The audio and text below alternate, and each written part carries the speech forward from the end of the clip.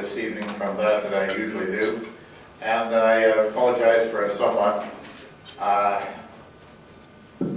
hazy feeling that I'm undergoing. I'm on heavy steroids at the moment. My doctor started me on this 3 days ago. I've got 2 days to go, and the steroids don't seem to be affecting me, except that when I wake up in the morning, I have a heavy Austrian accent, and I want to do this. I don't know where that comes from. It's a serious side effect. I got biceps that won't quit. I am feeling a little spaced out and a little weak, so if you'll bear with me, I'm probably going to make a lot of people here very angry tonight, but that's not out of character for what I usually do. I will begin by telling you a story that I got via the internet the other day, which rather illustrates an important point that we should all be concerned with. Sherlock Holmes and Dr. Watson, his close friend, decided one weekend to go out into the mountains, camping and hiking about, which they did from time to time. They went out equipped with a beautiful tent and lots of provisions, a fine bottle of claret, and the victuals that would be necessary for 2 English gentlemen to spend the weekend out in the wilds. They walked for quite some time the first day, finally found a nice level spot in the mountains, a beautiful sky above them, and just an ideal situation. They pitched their tent and had a fine meal. Most of the bottle of claret was consumed, and they happily turned in for the night. About 3 o'clock in the morning, Holmes reached over and nudged Watson. Watson came awake with a start and says, "Holmes, what's up? What's up? What's up?" He says, "Watson, look above you. What do you see?" Watson looked up above him and he said, "Well, Holmes, I see beautiful starry sky with millions of stars visible, only thousands visible to our eyes, of course, but we know there are millions beyond those, and some of those are even galaxies. I see that from an astronomical point of view and a scientific point of view. From an aesthetic point of view, I'm overcome with the beauty of the faint glow on the horizon and the deep blue of the night and that lovely moon hanging in the sky there. I see from its position above the horizon that's aesthetically, Holmes. I see from its position above the horizon it being a full moon that is not too long after sunset. And so the time, and he gave an estimate of the time, orologically speaking, Holmes, that's what I see. And he said, "But tell me, Holmes, what do you see?" Holmes turned and said, "Watson, you dumb bastard. Someone has stolen our tent."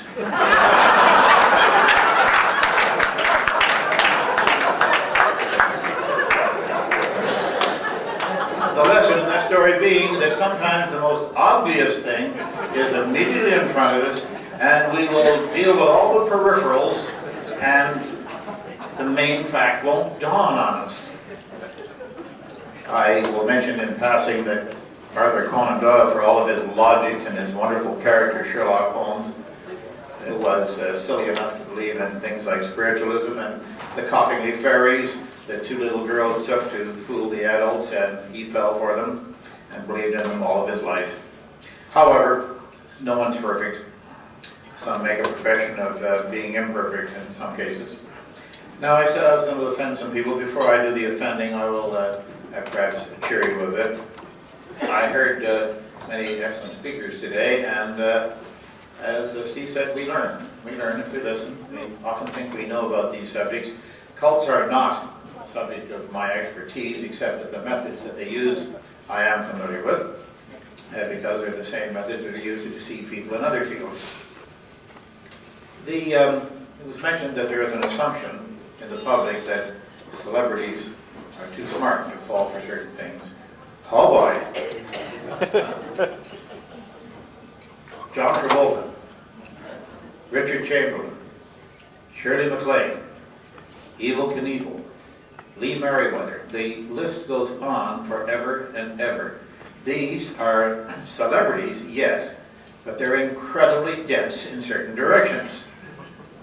I needn't tell you why, John Travolta. Well, an intellectual giant like Shirley MacLaine has made a few reversals in the past. She no longer embraces J.Z. Knight as closely as she once did, but she wrote a book called Out on a Limb, as you probably know, and someone countered with the book Out on a Broken Limb, which I thought was appropriate. The assumption that celebrities are smart and that you should depend on what they say and their endorsements is, of course, juvenile, but it's accepted generally by the public, and advertising people know this.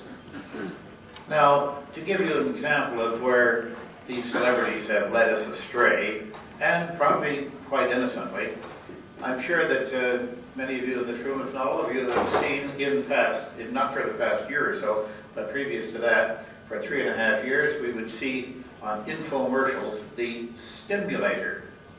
The stimulator was a small black device that looked something like a hypodermic syringe, and it would be pressed to the body, and plunger would be pressed on it. It would make a snapping noise, a little sort of a noise, and people would say, "Oh, it feels much more. Oh, it feels much better." Nothing was happening, just a little spark passed across the end of it.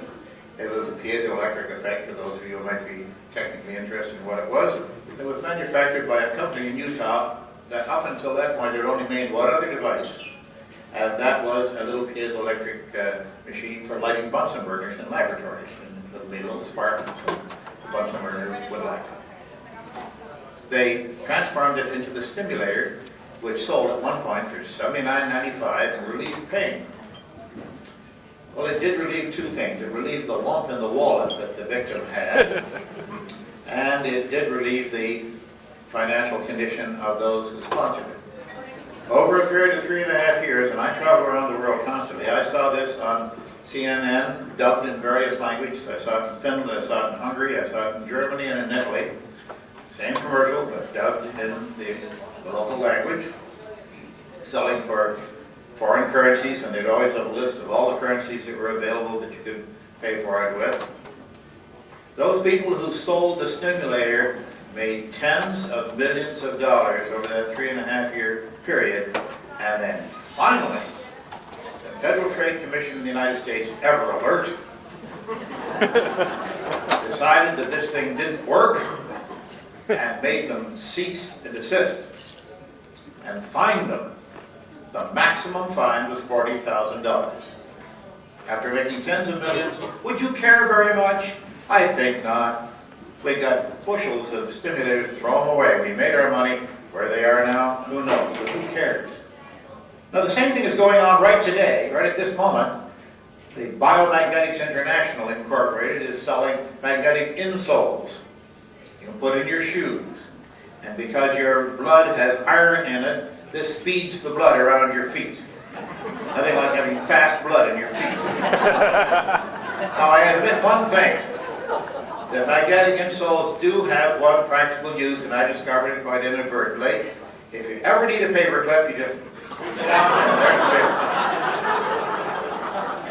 paper. Watch out you don't get the razor blades. This is quackery, the same way the stimulator was quackery, and it's known to be quackery. And I, at the first instance that I saw it on television, notified the FTC, several other government agencies and such, and they said, your complaint is being taken under consideration. And lo and behold, 3 or 4 years from now, they'll come forth and say, hey, this doesn't work. $40,000, please. Yeah, sure. Go in the back pocket. And they'll be off and retired in the Riviera, no doubt, with the people who made the stimulator. Is it any wonder that when the government allows this sort of thing to happen, simply through inertia, that we are allowing the cults to flourish at the same time? Is it any wonder? Not to me, friends. I had an argument not too long ago, and it lasted for several months, over email with Brian Josephson. Oh, by the way, the people with the stimulator who endorsed it were Evel Knievel and Lee Merriweather. And Evel Knievel, we know, has taken a few falls on the motorcycle, and if it worked, it would work for him, certainly. But I don't think that it helped his intellect very much, although I'm sure he was paid very handsomely to appear on camera and say, yes, it works. Brian Josephson is a name that you may not be familiar with. He's a Nobel laureate in physics. The Josephson junction, which none of us would know about, is an intricate thing that he developed and is in wide use in electronics today. Brilliant physicist. He argued with me over email after he put an article in a London paper that I received a copy of, saying that parapsychology had proven that psychokinesis, the moving of objects with the mind and such, had been proven so thoroughly that no intelligent person could possibly deny it. I wrote to him on email and said, I'm quite surprised to hear this. And seeking after knowledge as I constantly do, could you please refer me to the papers that have shown that psychokinesis is genuine? And he said, oh, there are so many of them. I said, well, since there are so many, it would be easy for you to make a selection of, say, 3. That ought to do it. And he said, will you choose them yourself? And I said, well, where do I find them? Oh, they're all over the place, and you can refer to the literature for it. But would you save me some? This goes on week after week after week. Finally, I said, never mind 3, just 1. Well, uno mines, here, 1. Like that, 1. That's all. That's hard to do on email, too. And he said, well, choose any one of them. And here we go all over again. He never did come up with the evidence for his claim. Because psychokinesis has not been established except by stage magicians. And they do it by trickery. Wow, what a surprise. So Brian Johnston, a PhD several times over and a Nobel laureate, has a belief in this sort of thing and endorses it. Jacques Van Veniste, there's a name to conjure with. On behalf of Nature magazine and the National Institutes of Health, I went to Paris to investigate Jacques Van Veniste. Now, I'm going to tell you something. I didn't make this up, and I don't make it up as I go along. It sounds just as incredible as any story you've ever heard. Homeopathy. And I won't spend much time on it, but it's a dramatic little thing which I rather enjoy. Coughing much better, you notice. Homeopathy. I'd like to see hands if anyone here has an idea if they can tell me. Basically, it doesn't have to be right. Just what your notion is as to what homeopathy might be. Is anyone in? Yes, sir.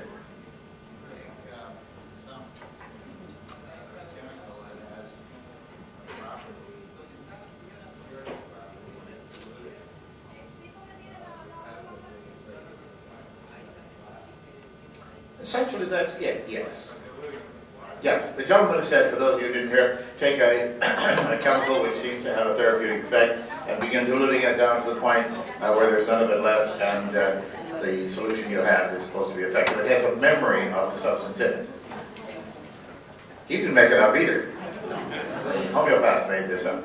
Well, Jacques Van Veniste has discovered that when you make the most appropriate dilution for homeopathic medicines, by the way, if you go into any of the chain drugstores, they all sell homeopathic medicines, which is to say just milk sugar pills or water. There's nothing else in them. They're absolutely pure milk sugar or water. And so one thing, you cannot be harmed by an overdose. If you have too much of the water, you might drown, but that's the only danger.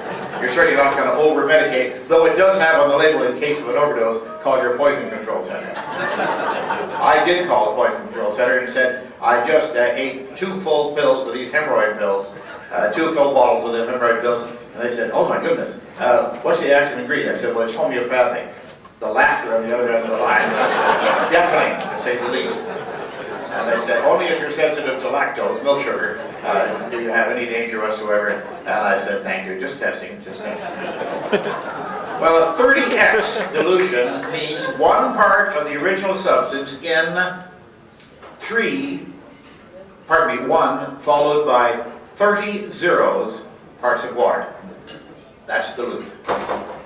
Because 10 to the 27th, that would be 10 to the 30th, you see. 10 to the 24th is Avogadro's limit, which means there is only a possibility of there being 1 molecule of the original substance left in this mess that you have made by shaking it up and stirring it. When you get to 10 to the 25th, that's 25 zeros after the 1, you'll have 1 chance in 10 of there being 1 molecule, then 1 chance in 100 of there being 1 molecule in this vast amount of water you've made. In order to make use of nitol, now we all know about nitol, right? There's nitol natural as well, though. It comes in a green box, not a blue box. And it says that it's absolutely harmless. Of course, you're only supposed to take 2 pills because, people kill themselves by taking sleeping tablets, right? Well, nitrile natural is somewhat different because I actually consumed 50 of them in front of the Broward Medical Society a few weeks ago and drank a glass of water, and I'm still here on steroids. Now, a friend of mine, Bob Park with the National Physical Society, did a calculation. The active ingredient in it, by the way, is a sleeping tablet, remember? The active ingredient is caffeine because it works in exactly the opposite way that regular medicines work, you see. I didn't make this up. This is what they tell us. Bob Park figured it out. In order to get 1 molecule of caffeine at a dilution of 30x, you would have to drink 16 full swimming pools of water. Think about that. I'm going to do an experiment. Now I got 16 swimming pools in front. Where am I going to get them? I don't know, but I'll go from house to house in Florida, you see. I go to the first swimming pool and I say, I guess I'll try this one. Making sure there's an open path to the bathroom. I drink the first swimming pool and no, I don't feel sleepy. Next door to the next swimming pool. 16 swimming pools in order to find 1 molecule of the caffeine, and that's not even guaranteed. Well, I tell you that about homeopathy so you'll understand what it's all about. Then I must tell you about Ben Van East, one of the intellectual monsters of our day. This guy just won the Ig Nobel Prize. You've heard of the Nobel Prize. Of course, there's the Ig Nobel Prize given out at Harvard every year. He won it for the 2nd time in history. No one else has ever won it twice. He won it the first time for the research we did a few years ago in Paris, and he won it the 2nd time for a new discovery. This new discovery is that you can send homeopathy over the telephone. See, what you do is you take a bottle of homeopathic water and you wind 10 turns of wire around it, lead it over to the telephone with a 1.5 volt battery, then connect it to the transmitter on the telephone. Then on another phone you call them up and say, connect your phone now, the receiver of your phone, to 10 turns of wire, put it around a glass of water. They do that on the other end. You close the circuit for 10 seconds. That's the magic number in homeopathy, 10 seconds. And that water in Albuquerque or wherever is now homeopathic. Now I agree that both bottles of water have equal therapeutic value. That's true. Like 0. But nonetheless, this is his theory. Now wait, it gets better. I'm glad you're seated. Not only can you send it over the telephone, you can send it over the internet. And if you're not at home, it'll store it on your hard disk and you can download it whenever you want. But wait a minute, but we're laughing at this. This is funny, right? Yeah, stupid, funny, comical. But they're serious about it. It's a $2 billion a year industry, homeopathy. And Ben Van East is its prime preacher these days. He's the chief. He's the big honcho because he came up with these, and he's patented it, this process. Patented it? Oh, don't tell me the patent office would go along with something like this. Yeah. In the last 5 years, the U.S. Patent Office has patented 3 perpetual motion machines.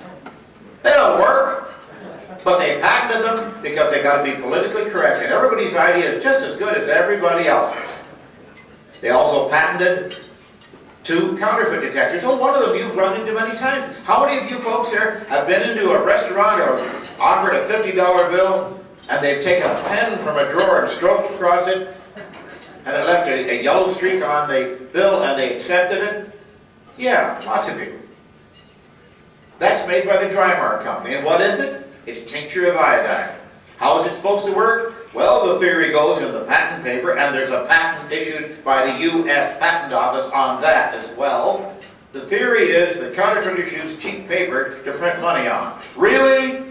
Bad investment. I never heard of a bigger markup in a product. From a piece of paper to a $50 bill? That seems to be a substantial markup to me.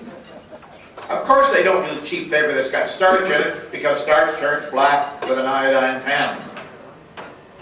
Now, I'll tell you a little trick. I have a $50 bill right here in my wallet. I went to the bank last week, as I do every couple of weeks, and I took $2,500 out in $50 bills. And I got some Niagara spray starch and sprayed every one of the bills, front and back.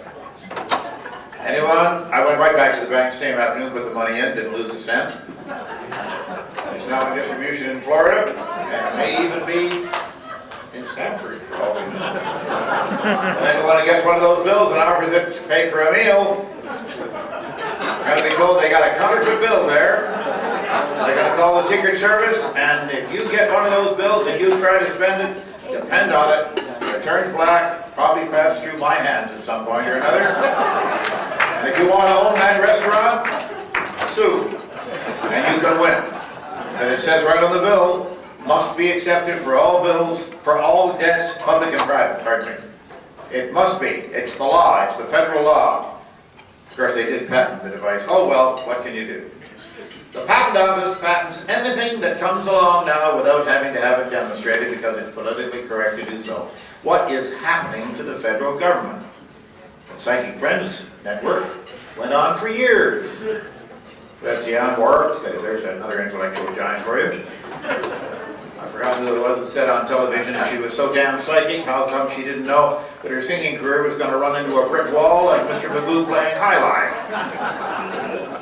I think that's an appropriate comment, but the Psychic Friends Network had 2,600 psychics licensed and certified. How you do that, I have no idea.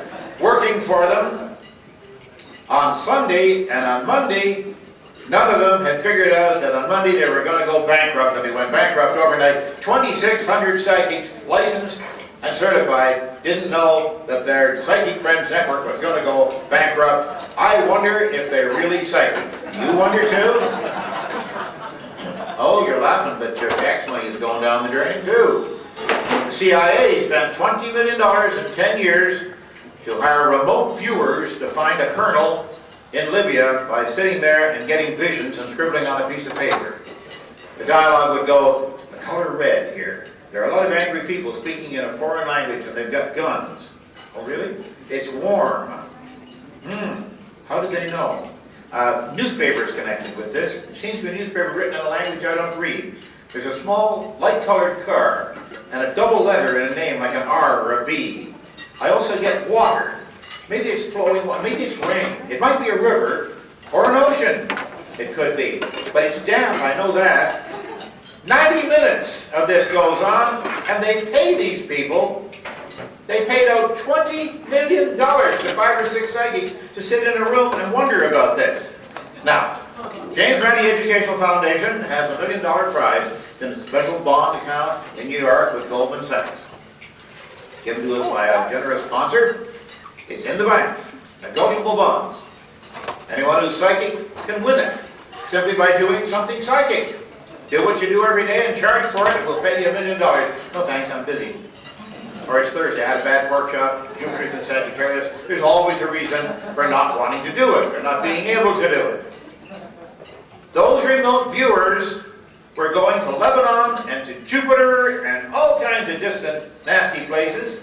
They could have come to Fort Lauderdale remotely and told me what I've got locked in a closet in my office. It's changed every 2 weeks. It's a simple object that everyone would recognize. In the past, it has been a pair of binoculars, a ketchup bottle, a bar of soap, things that everyone would recognize. All they have to do is remote view to Fort Lauderdale where the temperature is much nicer. And they win $1 million. Why aren't they doing it? Good question. Hey, maybe they can. But they did $20 million worth of work that the CIA paid for, and the conclusion they came to at the end of it from the chairman of the CIA was, we didn't receive any useful information from them in this experiment. What a surprise. National Institutes of Health was given $30 million the first year, and their budget has increased enormously now to investigate alternative healing. Well, what did they do with the money? Let me tell you what they did. They gave the money for studying acupuncture to the acupuncturists. They gave the money to study chiropractic to the chiropractors. That sounds appropriate. But here, Get that fox over here to guard this chicken for me, will you? But what were they supposed to do with the money? Basic fundamental research. The chiropractors spent $3 million in the first year to study the amount of pressure exerted by the chiropractor's thumbs on the spinal column. Now, folks, that's information we have all been burning to know. How many times have I asked people, strangers in the street, "Excuse me, sir, do you know how much pressure is exerted by the thumbs of the chiropractor on the spinal column?" And they always say, "Gee, I don't know. I wonder about that." And we spent $3 million of our tax money to find out. That's basic research? No, I'll give you my idea what basic research is. Oh, a simple thing like, does chiropractic work? That sounds basic to me, but they don't do that kind of research. They want to do thumb pressure instead. Don't think it's only in this country. We got the Rudolf Steiner schools in Finland. I visited several of them. Oh, here we call them the Waldorf schools, after the Waldorf Astoria cigarette company in Austria, who started to fund Rudolf Steiner many years ago to start these schools. And what do they teach in these schools?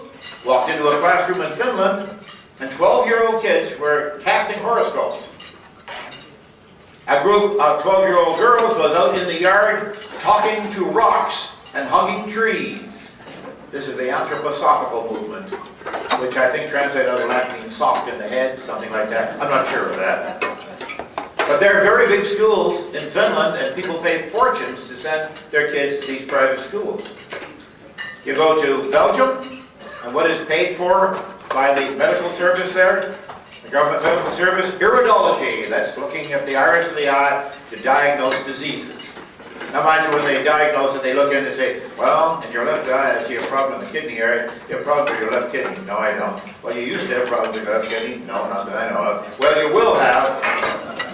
They got it covered because they can't tell past, present, and future, unfortunately, through iridology. So if you live long enough, you'll have problems with your left kidney. Depend on it. E-rays in Germany. What are E-rays, you may ask?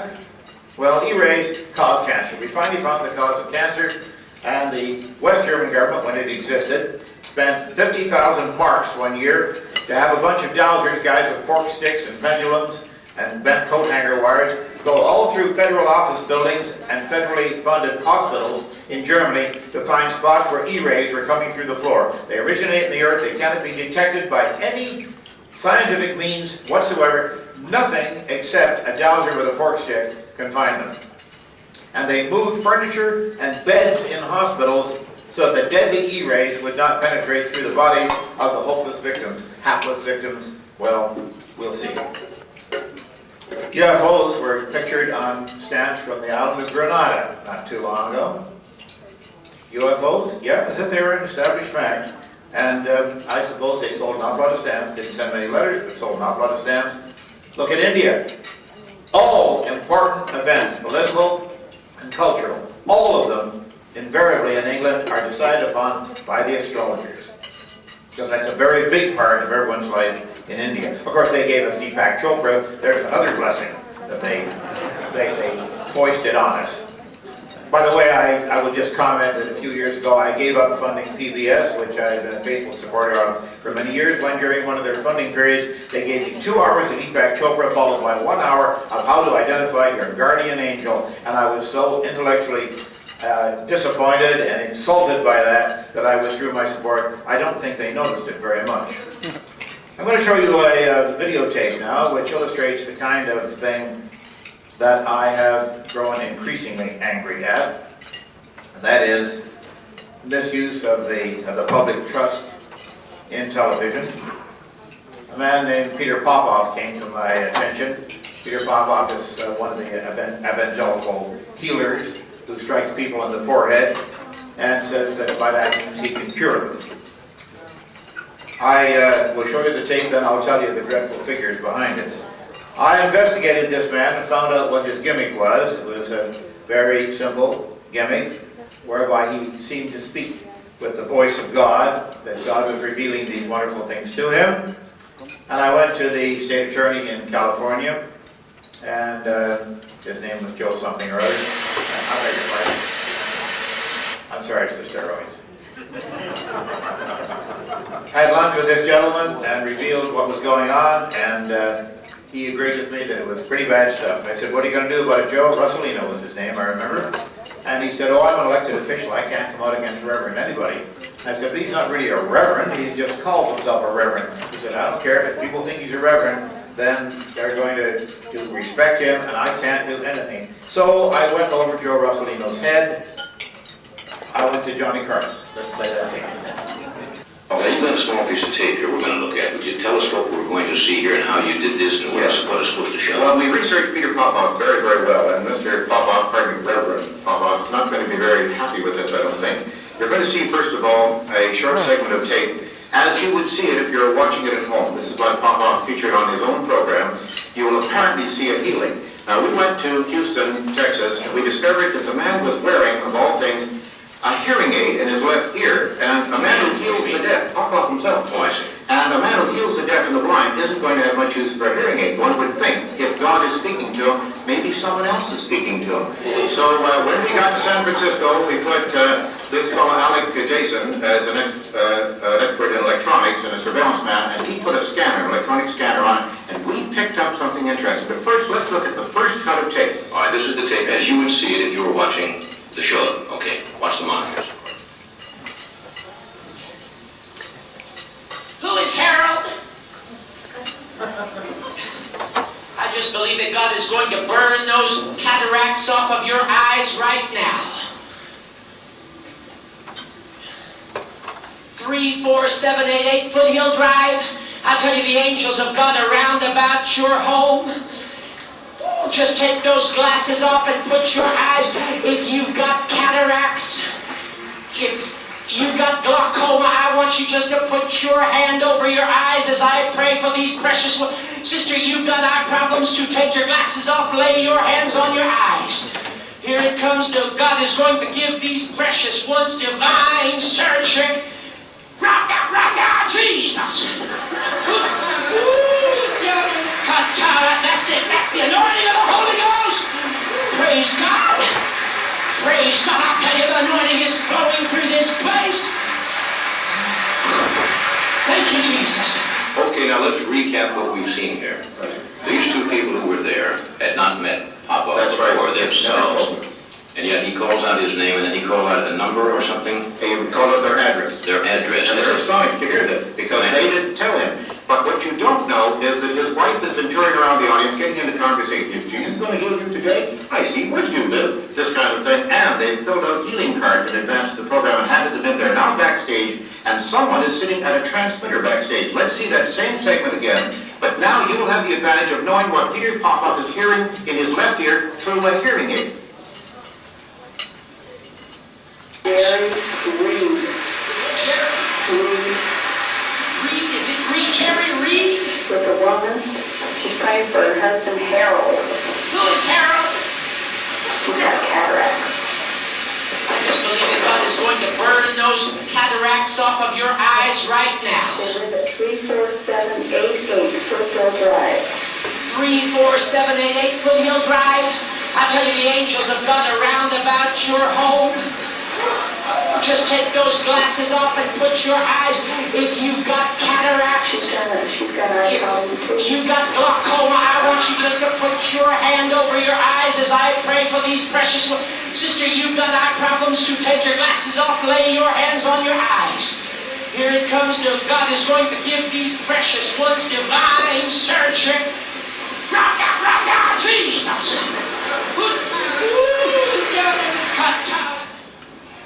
You know, that's disturbing when you see it. It is indeed. You tend to laugh at it, and yet these people obviously are so impressed with what's going Oh, on. they're absolutely impressed. You see people collapse on the floor, tears running down their faces, believing that their kids with drug addiction are going to be healed now because he knew their name. He says he's talking to God, that God speaks directly to him because he's an anointed minister. And three things amaze me about that. First of all, it turns out that God's frequency, I didn't know he used radio, is 39.170 megahertz.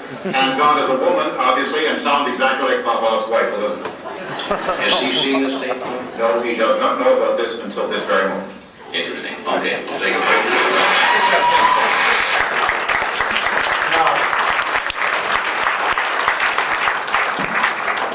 The sad facts about that are that we found out from Reverend Popoff's controller, who sent us a huge roll of computer tape, not computer tape, but computer printout. I had my accountant in San Francisco look it over. He summed it up for me. Popoff, at the time we made that tape, was bringing in $4.3 million a month tax-free. And I don't think there's anyone here who makes that kind of money. Well, a couple of exceptions here. But it is remarkable that this man was allowed to get away with this for all this period, isn't it? And he went bankrupt immediately after that. He declared bankruptcy immediately after that. And he's now back in business, doing the same act all over again. One of his brochures a couple of years ago had a picture of me on the front of it with the number 666 on my forehead, and I'm flattered by that. I really am.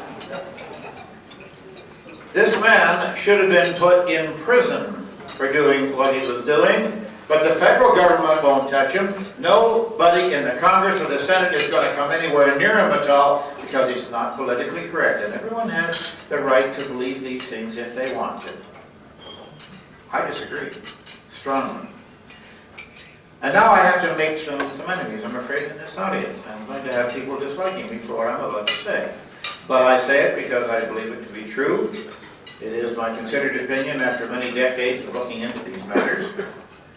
I know there are people here in this audience who believe that a chap named Moses went up on a mountain and came down with 10 tablets on which God had inscribed some rules for behavior. That subsequently he parted the Red Sea with a gesture of his hand, though you probably don't believe that he looked anything like Charlton Heston. That a fellow named Jesus raised the dead and turned water to wine and did other things like feeding people with very small amounts of food on the side of a mountain. These are supernatural claims of miracles, and they are exactly the same kind of thing that has been claimed by all of the other people that we have been fighting through the James Randi Educational Foundation, through the Skeptic Society, around the world. What is the difference between them? The difference in quality? Perhaps. In naivete? Perhaps. I've gone through a lot of claims that have been made earlier this evening, and in the last half hour I've told you about lots of claims that sound really silly. How about octopuses that gave rise to our existence on Earth, and we're on a prison planet here? That sounds pretty silly. Oh, that's Scientology, pardon me. That's a religion too. What is the difference, friends? I don't see very much difference. No, I see this difference, that religions, as opposed to cults, often offer a philosophy. And in some cases, pretty good philosophies. I don't approve of any of them entirely, but that would be a miracle if I did. I'd be very surprised if any of us believed or accepted anybody's total philosophy. The fact that you offer a good philosophy to go along with a set of beliefs doesn't make the beliefs any more acceptable. I see no difference between the cults and the religions, except that religions have developed these philosophies, but these are based on mythologies that have no evidence to support them whatsoever. Now, I've been asked many times, don't you have any faith, Mr. Randi? Yes, I do. I have faith in the fact that the sun will, once more, rise on the horizon again in the usual place, carefully predicted, if you want, right to the very second for any given location. I also believe that Sophia Loren will not be waiting for us in the house when I get home tomorrow night. That's based upon past experience, not experiment, but experience, and good common sense and expectation. That's faith based upon evidence. But there's another kind of faith, it's called blind faith. And that's exactly what religions call for. We don't have any evidence of this, but it's true, and it's in this book, and you believe it, and that's it. I can't accept that, friends. Now, I've been told today, in the last couple of days, and I've been told before this on other occasions, that the cults are very much different. For example, they cut off contact with the outside world for their members. They forbid free choice. What about the Amish? There's a very highly respected religion. A very highly respected religion in this country. They do exactly the same thing. They say the cults educate in their own way. Yeah, Notre Dame. and the Mormons out in Utah. Cults discourage health rights. They don't offer health rights to people, and they don't grant them. Well, what about Christian Scientists? They'll have somebody pray for you rather than give you an antibiotic, particularly for your kids who then die in agony. And many others that we don't hear of that often. The cults, particularly the Moonies, we're told they forbid free choice of a partner. Really, what about Islam? Same thing, and it's a recognized worldwide religion. It's not a cult at all. You wouldn't call Islamic beliefs cultic beliefs, not at all. I'm going to talk to you about some subjects that I promised during an earlier talk that I would mention. But before I do that, I'm going to show you another bit of videotape. This bit of videotape is rather graphic. It's also a Carson show, I admit. It's rather graphic in that this illustrates something that took the life of many, many famous people that we know of, and many, many, many more that are not at all famous and will never be known in history. Peter Sellers, for example, is one of the people who gave his lives to these people, the psychic surgeons of the Philippines. This is a widely developed cult religion in the Philippines. Almost every healer has his own particular version of it, and has his adherents in his little church. And there's lots of chanting involved, and lots of passing of hands and carrying on, and then finally it culminates in the psychic surgery operation. Now, what you're about to see on the screen is me doing it. There's lots of blood and guts flying around, but don't be offended by it. It's real blood and it's real guts, but it doesn't belong to the fellow on the table. At least, I don't think so. I did this demonstration on the Carson show, and I'll give you the closing line after you've seen the tape, which is quite shocking. Psychic surgery is practiced as a religious practice. It has been imported into this country and can be experienced. You can get psychic surgery performed for $100 a minute. That's what they charge. Well, in California and all through Florida. It is sponsored by the fundamentalist churches who bring them in from the Philippines on tourist visas and then secretly have them administered to their congregations at $100 a minute. We saved the shirt of one of the gentlemen out in Seattle who had been operated on this way, sent it to the forensic labs at the National Institutes of Health in Washington, and they gave us an analysis of it. The host of the program had the fundamentalist minister sitting there grinning from ear to ear, and he said, but Reverend, the people in Washington told us that through very careful biological and chemical tests they did, this blood is not human blood, it's chicken blood. And the fundamentalist minister looked at him and said, yes, isn't that wonderful? That's part of the miracle, you see, because only Almighty God can change human blood into chicken blood. It's part of the miracle. It never offends the theory or the philosophy. It's always an exception. They will make excuses for it. Nobody who believes in these things will ever be disconvinced by any amount of evidence, no matter how much there is of it or how good it is. Let's see this tape now, and if you are offended or disturbed by blood, as Carson will tell you, and I will tell you again on this tape, you may not want to watch. That means everybody will sit here goggle-eyed. No one will take their eyes off the screen. I want to point out again for the people who might just have tuned in, a little word of warning here. If you have a queasy stomach, the sight of blood bothers you, we suggest you don't watch this. This is James Randi, who's going to give you an idea of what the psychic surgeons in the Philippines actually do. We want people to go down there and pay good money. You all set? Indeed. All right, we have our patient. It's all yours. Now, this is the time to look away if you need to, because it's going to get a little dark from now on. The psychic surgeons of the Philippines are, they're doing Sandy, okay? Everything's fine. They're pretty heartless folks. They just don't much care for the feelings of people. They don't certainly care for their health at all. And of course, they're not in any way trained to do this sort of thing. They just put on an act as if they are trained.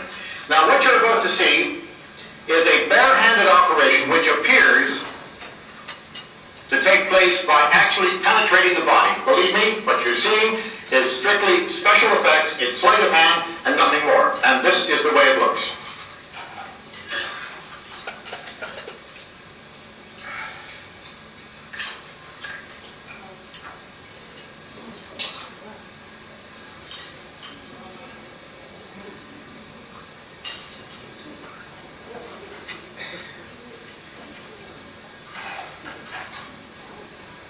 Yes, everything that gets down there, don't get on your trousers if you can help it. Let me see.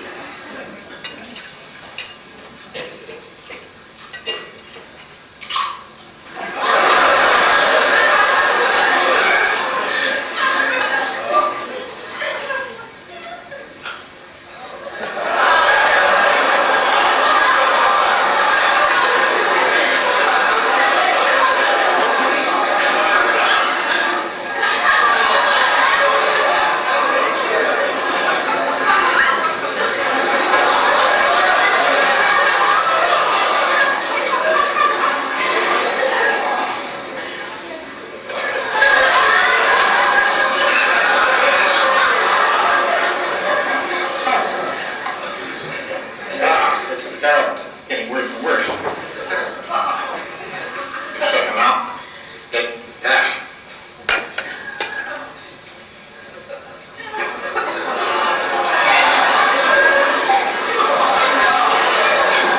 Wow, that doesn't come up.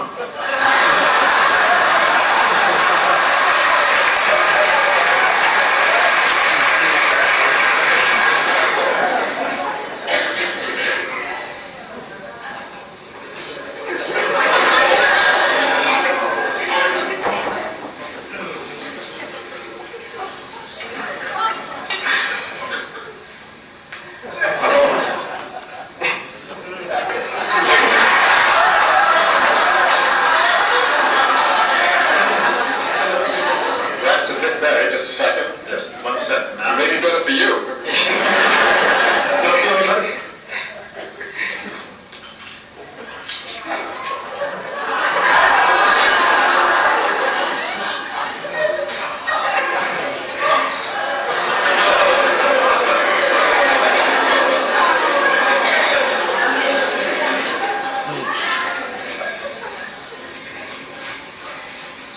The strange thing is, after this operation is all over, now, mind you, folks, I want you to bear in mind, please, that people are showing this as if we're really serious, as if it actually did take place, and as if surgery were really performed. People do this, they go to the Philippines, they spend their money, and they frankly return home, in most cases, to die.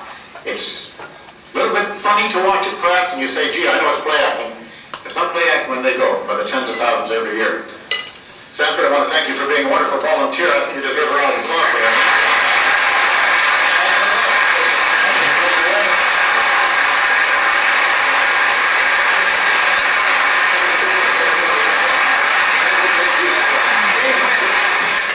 The Los Angeles outlet for that show, where it was recorded, received 102 phone calls immediately following the broadcast.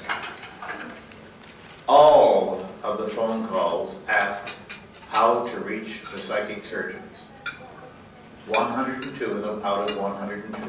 A frightening fact, yes, but I said just a moment ago that true believers, there is nothing that will disconvince them. If they have a philosophy of their life set, they will believe it no matter how much or how good the evidence is. I provided evidence right there that I was doing a better act than what they did in the Philippines. Peter Sellers went to the Philippines for 3 years at 6 months intervals because his doctors told him he needed a triple bypass. He said, Peter, you will die. I met him at the Pinewood Studios outside London when he was doing a film just 2 months before he did die. And he told me, he said, but Randy, I saw it with my own eyes. And my question to him was, Peter, with who else's eyes might you have seen it? And that did not amuse Mr. Sellers, and the conversation broke up at that point. 2 months later, he was dead because his heart did fail during the filming of that same movie, which never was released. And he died, as tens of thousands of people have died all around the world because they depended upon the sleight of hand figures of the Philippines to save their lives. That too is a religious movement. I promised that I would discuss James Van Praagh. I've been asked a number of questions about him during the time I've been here the last 2 days, and for those of you who are not familiar with James Van Praagh, he was on the New York Times bestseller list for 14 weeks, number 1 on the nonfiction list. Speaking to Heaven was the name of his book. He's a cold reader, that's what we call it in the trade. Cold reading is a technique whereby you meet people that you have never seen or contacted before, and you're apparently able to tell them things about themselves and answer questions that they have in their minds and whatnot. It's a cunning technique, and it can be studied if you record any of the Van Prague readings, that is, if you get the whole reading and not just what the video editors would have you experience, then you'll be able to solve the methods very easily. To show you, and this is something that I want you to be very well aware of, and I'm sure you folks with the organization are well aware of it already, but I want you to be particularly wary of it. The media can easily betray you without really making any effort to do so. They do so by editing techniques. They do so by omitting certain elements of what you've told them or what the evidence actually contains. And they do it in order to make the program tighter or more entertaining or more appealing. Remember, the audience wants these things to be true. They want people to be able to float in the air with transcendental meditation. They want them to be able to do the various supernatural things that are claimed. They want to know that that's true. That adds some magic and some excitement to their lives. It also destroys them. Van Prague is doing cold reading. I was approached by, he was on twice on Larry King, and after he'd been twice on Larry King and once on Oprah, and a couple of times with Lisa and the other talk schlock artists out there. He approached 48 Hours, his agent did, and said they would like to be represented in 48 Hours. Well, 48 Hours had done some work with me in the past. They approached me. They said, what can we do? I said, provide for me a 60-minute tape of Van Prague talking to somebody who's never met before. Be sure they don't exchange any conversation in advance. He's to be introduced cold turkey to a person he's never met before, sit her or him down, do a reading for 60 minutes, and then I'll do an analysis of it and show you how he apparently got the information. That's exactly what they did. Well, within limits. They sent me a 60-minute tape, which was 60 minutes on the nose. I timed it carefully. I did an analysis. It was 18 pages of close typewriting. They took me out to New York and stood me in front of a camera and a TV monitor with one of their interviewers. And they showed me selections from the tape and asked my comments on it. They didn't use my 18 pages of prepared material, but I determined I would work as much of it in as I possibly could. Now that woman that he did the reading for came from Long Island, had never met him before, came in cold turkey, sat down. We found out later, this is just in parenthesis, that he had spoken with her for 20 minutes before the program, asking her things like, have you lived long in Long Island? And do any of your relatives live out there? It's a nice place, isn't it? Do you like it during the winter? Have you always lived there? Where did you come from? He pumped her for information. And they said, well, that's because we had to get the lights set up and such, and we couldn't just say, oh, you can't talk to her. Yes, you can. If you're going to do a test, you tell them, don't talk to the woman. Sit in the corner and shut up. That's what I do. I make no bones about it. I'm doing a test. This is not a social occasion. Well, he talked to her and he pumped a lot of information out of her. Then they started the tape up. And the one question that she said in an interview previous to it, privately, without him there, that she wanted to answer is, what is the name of my deceased husband? If he comes up with my deceased husband's name, then I'll believe that he's speaking with the dead. Well, that seems to be a very poor set of rules to work with, but nonetheless, he gave it a try. They played a bit of tape for me, where Van Prague went, wait a minute, do you know anyone named Jack? He said, yes, Jack, my husband. And he turned to me and he said, and how did he know that her husband's name was Jack? I'll give you my total reply, as it appeared on the original tape. The total reply. I said, he didn't know that her husband's name was Jack. He said to her, do you know anyone named Jack? That terminology he wouldn't use for someone who's already dead. Anyone named Jack, past, present, or future, anytime. In school, for example, did you ever know anyone named Jack? That would qualify. Do you know anyone named Jack? He didn't know it. She told him that that was her husband's name.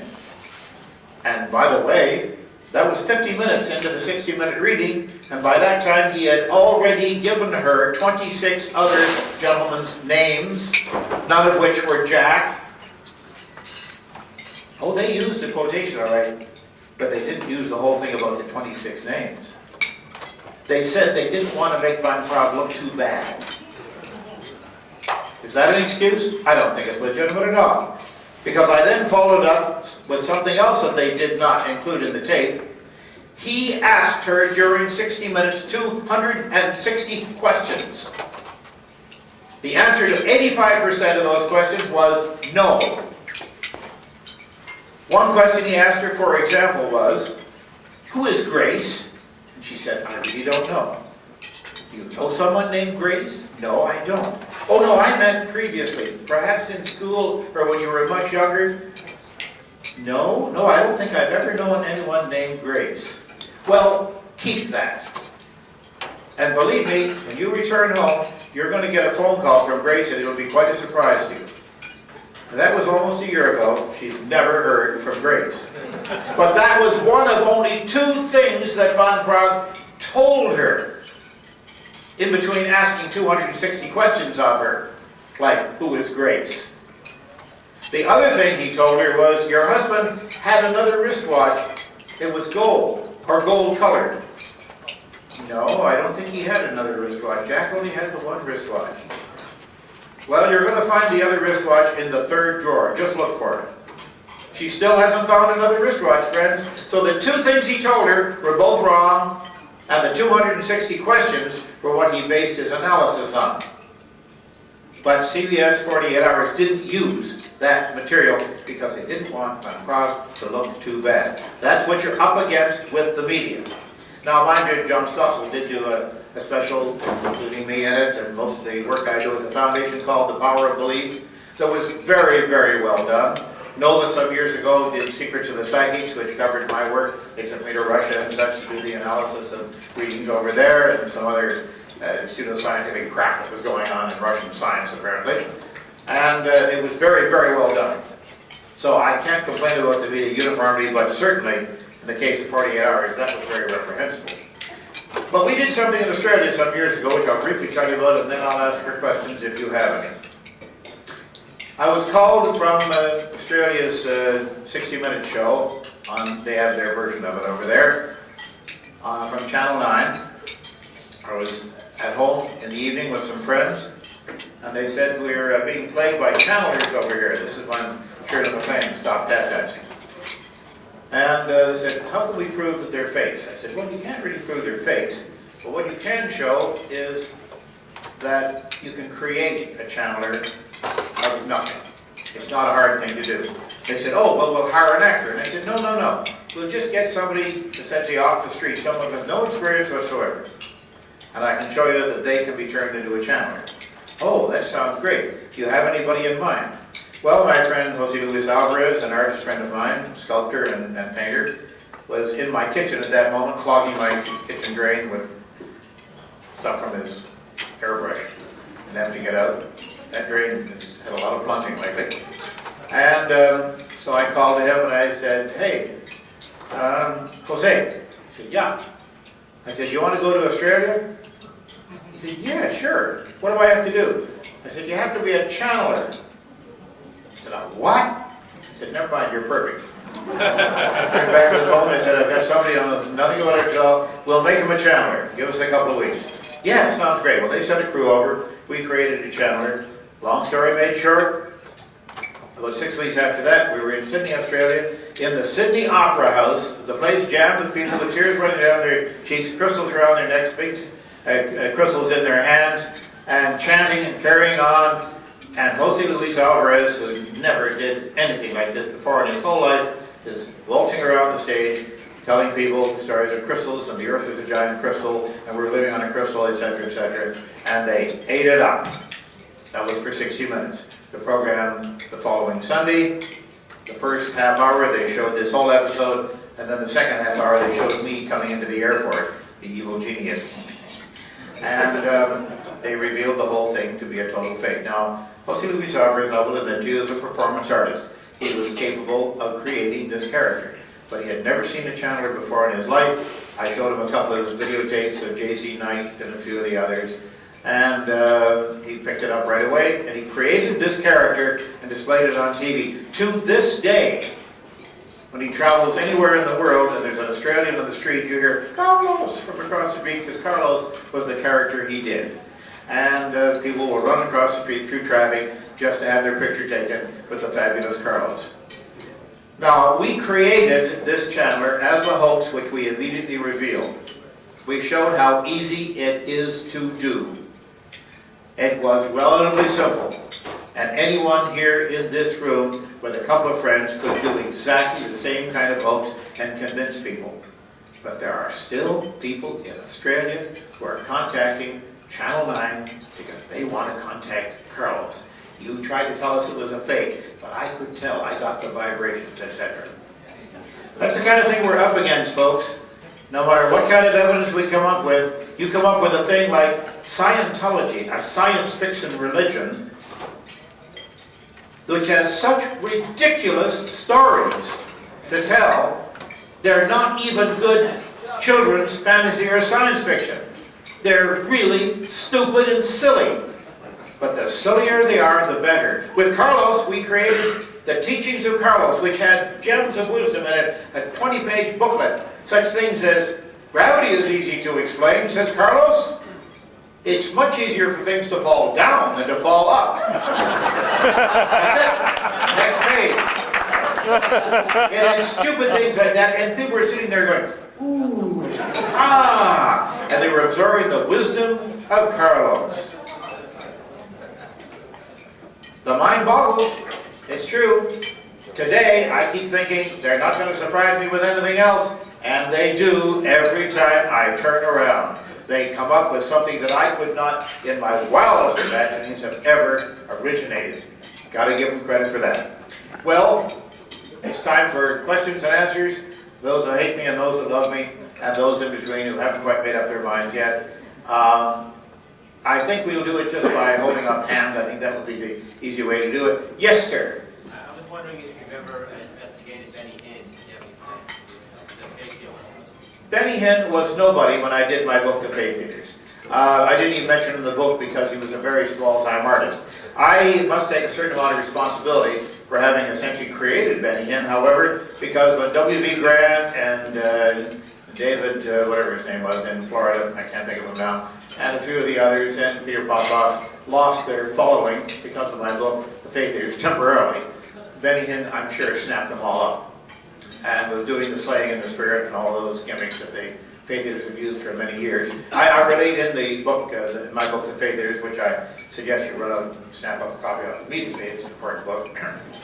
I related that a fellow named Chuck Sage, who was my manager for some years, as a boy had run away from home. He was a runaway. He was picked up by the Oral Roberts Crusades, and they took him down south, riding around in a truck, and his job was on a pair of well-worn crutches to come staggering up the gangplank in the middle of the performance, the act, whatever, that Roberts was putting on, be struck on the forehead by Roberts and scream on heel, throw aside the crutches, which would then be gathered by the prop man and put back on the truck, and run out of the tent.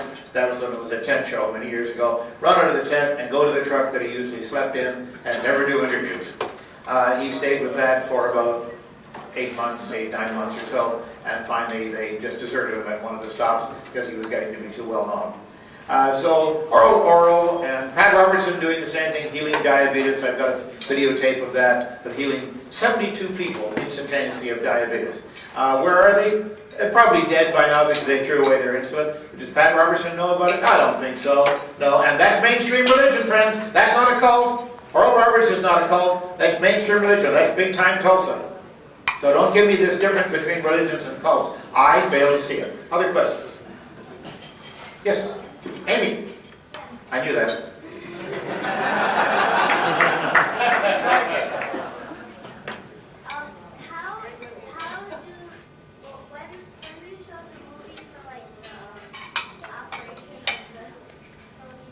Yeah. How do they actually do that? Good question. Okay.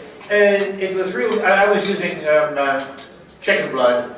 No, that was the Carson show. No, that blood, well, this is inside stories. That I don't use human blood because I'm worried about hepatitis and AIDS and various other things, infectious diseases like that. There was a time when I didn't have to be too worried about that. But they actually took Johnny Carson's secretary, the dear girl, actually called the NBC nurse in there to take blood from her, and that was the blood I used, because it was much better color than the chicken blood that we got, which was pretty dilute by then. They got some water into it or something, and it didn't have the right color. And the bits of guts you saw there were bits of lamb heart. Of course, as with television and prop people in show business, you ask the prop man and say, I just want one lamb heart. He got me 4. And he would have got me a gallon of blood, too, if I'd asked for it. But that was actually Johnny Carson's secretary's blood. But the way it's done, one of the ways, I don't remember what technique I used there, but one of the ways it's done is to take something very much like this, a plastic baggie, like a sandwich bag. I put blood and little bits of meat and guts and whatnot, stringy stuff looks good, like this. And you simply tie it off in a knot, and then it bursts very easily with the finger, and you just palm them into the site. When you reach for the Kleenex, you can pick one of those up at the same time, and then you just burst it. That little sound you heard was one of the bags bursting, and I knew that was going to happen, and it's dramatic, and it sounds good, and bloody, and all that sort of thing. It's just palming. That's all it is. And then putting the finger in is just folding the finger up as you put it in like that and coming out again. And the hand is the same thing. You use somebody a little bit heavy, and skinny people wouldn't work too well. You hear it go clump and hit the bone. You know, something like that. Yes, sir. You had a question. Has anyone ever tried to collect the prize? The $1 prize? Oh, yeah, they're in there all the time, yeah.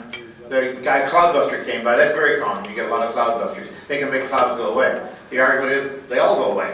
But they say they can do it with selected clouds, and I have people spot other clouds, and the other people are saying, this one just went away. I just went away. Wait, I'm working on mine. So cloudbusters are quite common. But dowsers, 90% of the claims are for finding water underground. And since 94% of the Air Service has water within drillable distance, my challenge is find me a dry spot. They don't want to do that. Yeah, lots of people work in crazy ways. Remote healing is another thing. A fellow in Russia said that he could, through a translator, he said that he could heal anybody that I selected. And I said, okay, I want you to, never mind healing, I just want you to do a diagnosis. Oh, even easier. Yeah, I can diagnose very easily. I had 6 people on my list. One of them was HIV positive. Another one had an amputation, and other people had various other symptoms. He never spotted the amputation. He had that person walking with difficulty. Yeah, like not walking. Wouldn't be more like it. And he identified 2 of the other people as being the AIDS victims, never found the correct one. But it went on for about a month of him, continually doubling his guesses and whatnot. Remote diagnosis and healing is a very, very big thing. These people really think they can do it. I did it in China too, in Beijing and Xi'an and Shanghai, with the people doing the diagnosis and such. But yeah, I fight for it all the time. Yes, sir, you had a question? Yeah, update on Uri Geller. Update on Uri Geller. Who's he?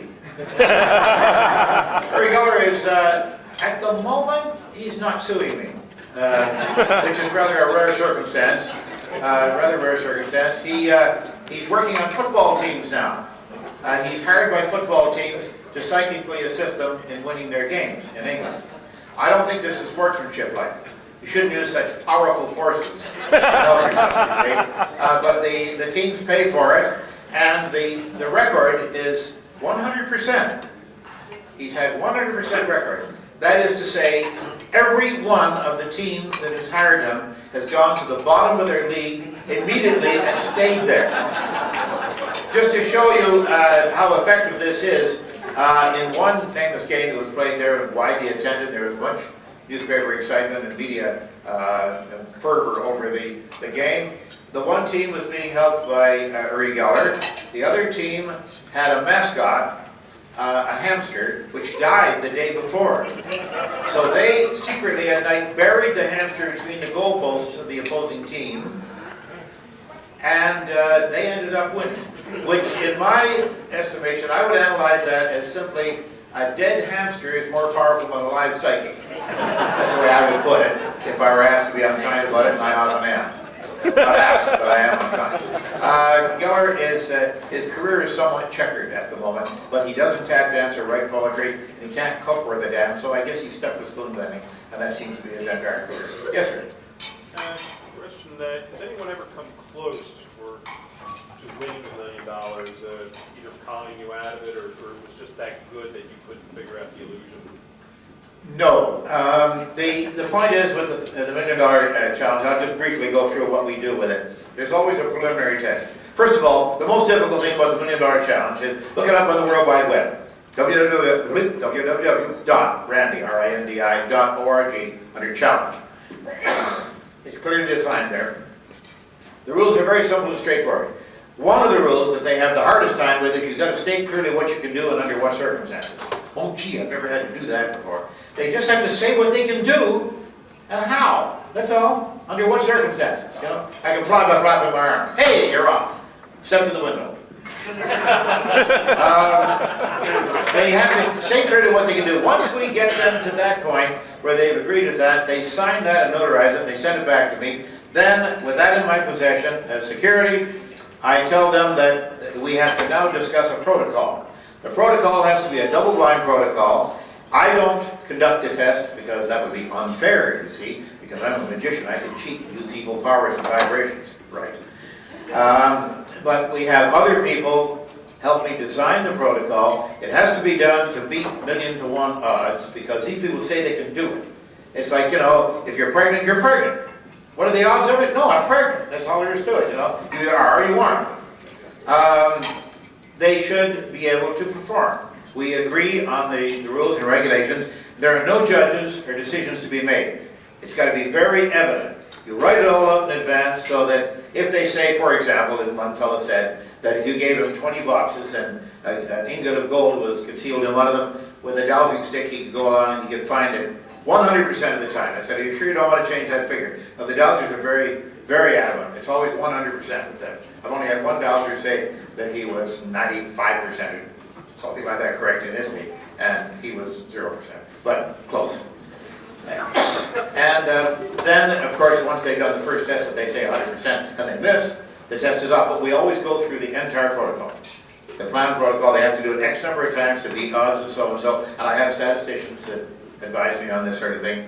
So there's no possibility that I'm going to be fooled into winning it, except that they might come up with some technology. Believe me, I know the Media Lab out at MIT. I have good friends there.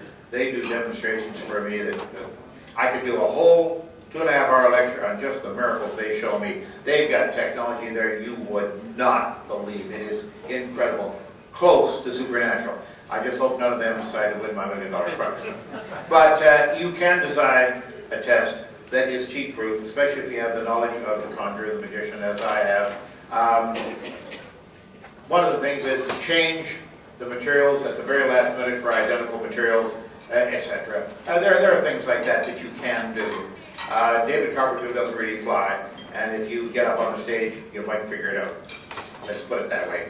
But there are people all the time trying for it and claiming it. Some of them are the craziest claims you can possibly believe. And some of them, it was said earlier today by one of our speakers that you have to investigate all claims, and as I pointed out, he agreed with me. Some claims are just too damn silly. That's all there is to it. And I simply write some of them back and say, no, you're an idiot, go away. But not in exactly those words, but that's the feeling that gets across in the long run. Other questions that we can... Yes, ma'am. Well, you did say earlier that you knew you got a set number of people here in the group that had beliefs.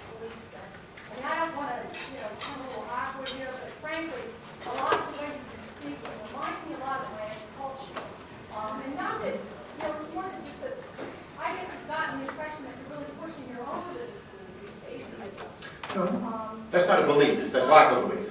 Okay, well, maybe one of those of us who choose to believe in God. I did not make fun of anyone who has a belief in a deity or devils or angels or any of those things. That's your choice. Well, that was the impression. I'm sorry you got that impression. It was not intended. Okay, it's just kind of the manner in which that is part of the problem. Like what I speak out against is not people's belief, but the way that the leaders manipulate and push the members to believe a certain belief that they're convinced of, and not necessarily those they're speaking to. And But what if they offer evidence not just opinions or declarations or axioms that must be believed, statements that don't have evidence to back them. Sorry? Explain gravity. I can't hear you, sir. Explain gravity. Why does Explain gravity? Explain it? It's warping of space by mass. Relativity explains how it works. Not how. Why? Why? Why? Oh, I guess some God in the sky said, let there be gravity. We don't have a why for that. Why is my beard green? That's a sensible question. Why is my beard green? Well, you asked me why gravity. But that's actually a legitimate question. I mean, that is a question that, as far as I know, I'm not a scientist, but it's a question that really baffles me. Why is my beard green? I'm not going to answer that. No, you can't because it's a stupid question. My beard is not green. You can see that from the evidence here. But my question involves something that is not true, therefore there's no answer for the question. Why are we here? That's another question. As if there's a reason for us being here. That someone has designed a reason for us being here. Sorry? We're getting into very heavy philosophy here, and that is not my subject, and it's not something that could consume the rest of our lives having that discussion. That's true. They smack very philosophical statements, that's all. I understand what you're saying. Yeah, I didn't mean to be offensive with it at all. I'm saying that the same kind of lack of evidence applies to the cults as applies to religion. There is no evidence offered for religious beliefs. It's faith. But you also make fun of those In what sense did I do that? I thought the way you were speaking was implying that those who had blind faith were idiots. No, not at all. No, I don't find it acceptable to me. I don't have blind faith. I require evidence. But this is the United States of America, and that's one reason why I became voluntarily a citizen. Because in my country, I was not allowed to have that kind of opinion without offending government officials and such. I had to fly in the face of authority. Here, I don't have to. Are you in Canada? Yes. Mm-hmm. What? Yes? Are you related to somebody named Stuart Tramp by any chance? No, I've never heard of the person. That was the man who was our leader. And Oh, I should be related. There must be some. We can search for a direct bloodline, I'm sure.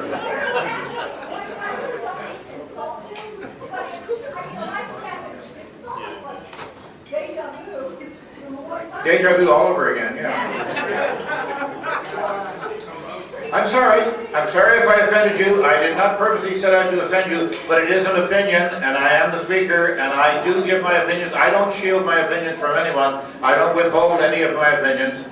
Not at all. That's fine. You see, part of the thing is, and one of the things I think a lot of us are advocates, like you have people who are coming out of very vulnerable times. Oh, indeed. They're still questioning when they come out of the cult. Indeed. And that's part of, like you said, like all of it. And I complain about, Christians stuffing Christianity down people's throats when they come out with their vulnerable times. And just like, the Jewish religious groups that are like also ministering to people, trying to help people, but we're not.